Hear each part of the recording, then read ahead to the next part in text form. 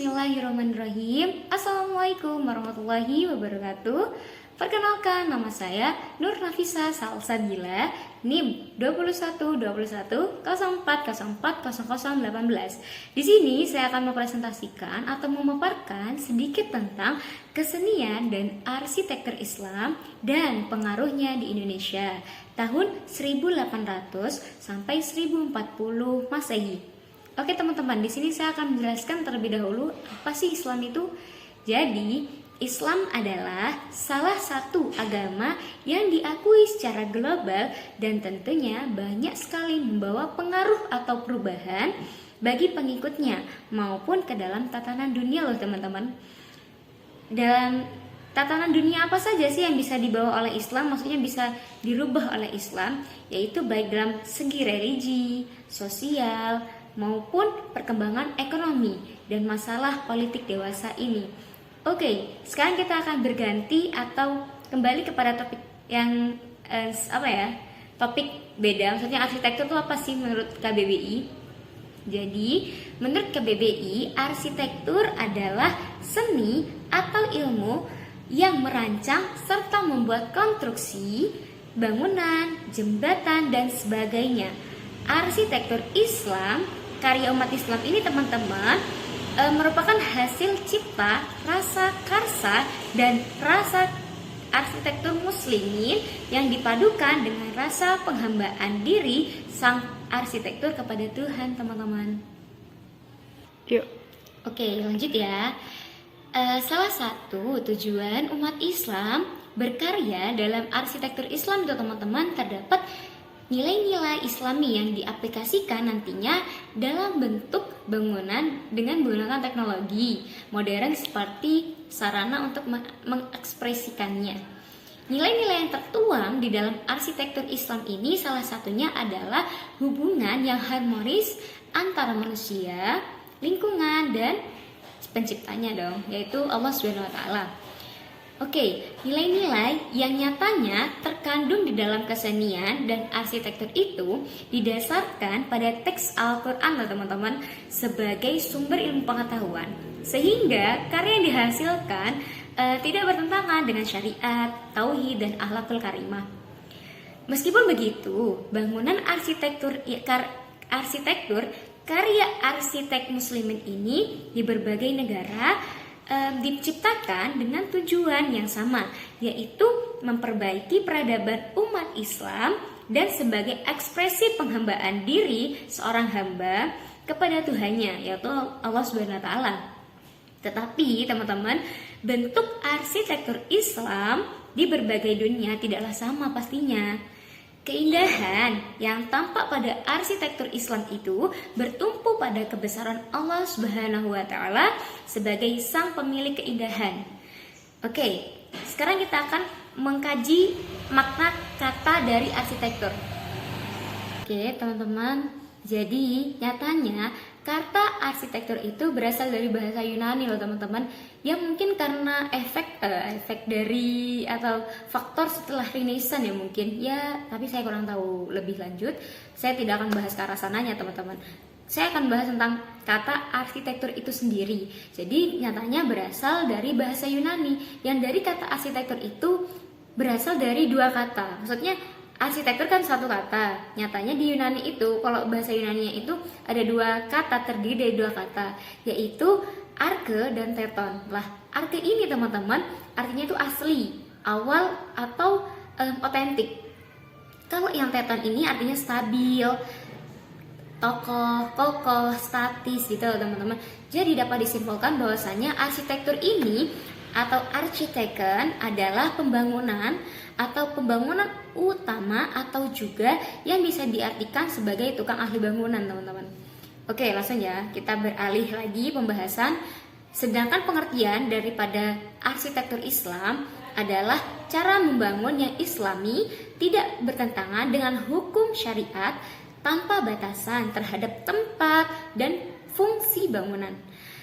Namun lebih kepada karakter islaminya dalam hubungannya dengan desain bentuk dan dekorasi.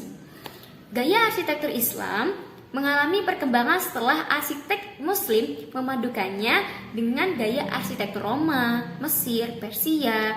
Nah, ini dapat kita buktikan dan kita lihat di Dome of the Rock di Yerusalem yang selesai dibangun pada tahun 691 Masehi, teman-teman.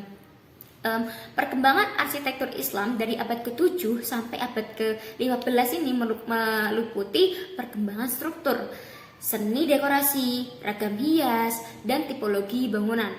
Oke, daerah perkembangan arsitektur Islam sangatlah luas, meliputi Eropa, ada Afrika, terus Asia Tenggara ini ternyata udah juga masuk, teman-teman.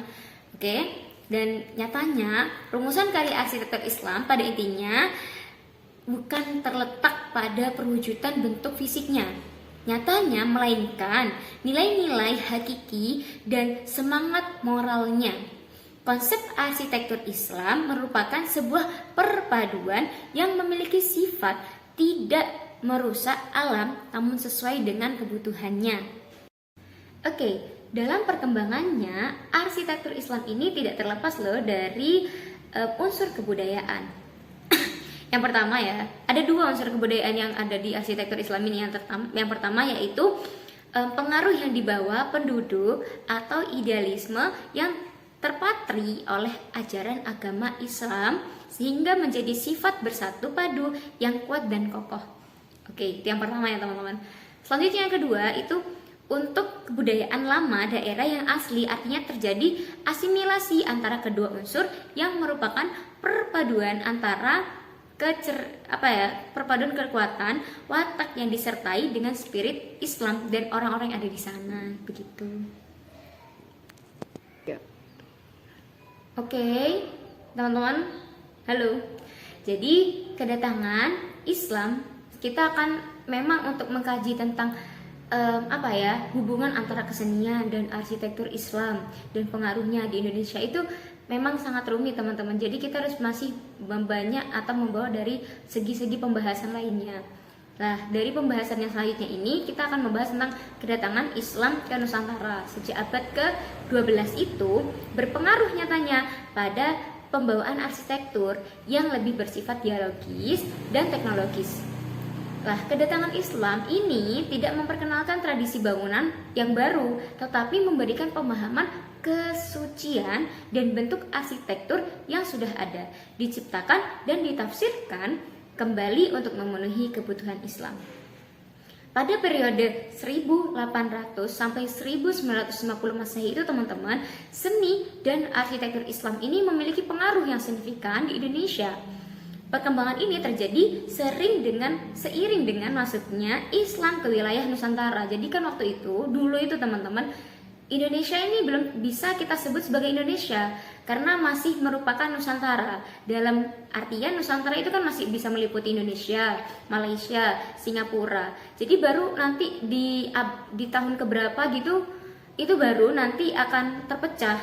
Baru nanti ada namanya Indonesia yang ini, wilayah Malaysia, Singapura, Brunei lah itu. Jadi dulu itu teman-teman pada periode 1800 sampai 1050 Masehi, seni dan arsitektur Islam memiliki pengaruh yang signifikan di Indonesia.